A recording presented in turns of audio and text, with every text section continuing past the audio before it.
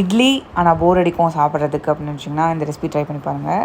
நான் ஒரு 3 இட்லி அந்த சைஸ் பார்த்துக்கோங்க. அதை கட் பண்ணி நல்லெண்ணெயில் ஜஸ்ட் ஃப்ரை பண்ணிட்டு அதுக்கு மேலே இட்லி பொடி போட்டு ஃப்ரை பண்ணி தனியாக எடுத்து வச்சிட்டேன். திரும்ப அதே பேனில் எண்ணெய், சீரகம், கடுகு, உளுத்தம்பருப்பு போட்டுட்டு பொடியாக நறுக்கின வெங்காயம், பச்சை மிளகா, தக்காளி.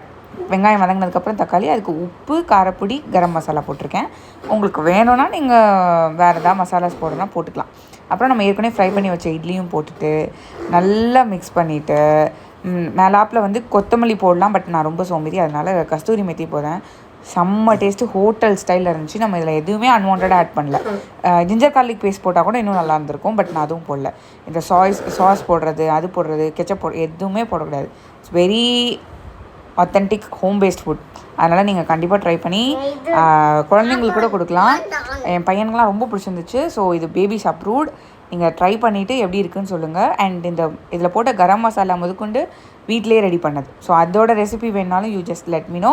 நான் கண்டிப்பாக பண்ணி உங்களுக்கு போடுறேன். தேங்க்யூ.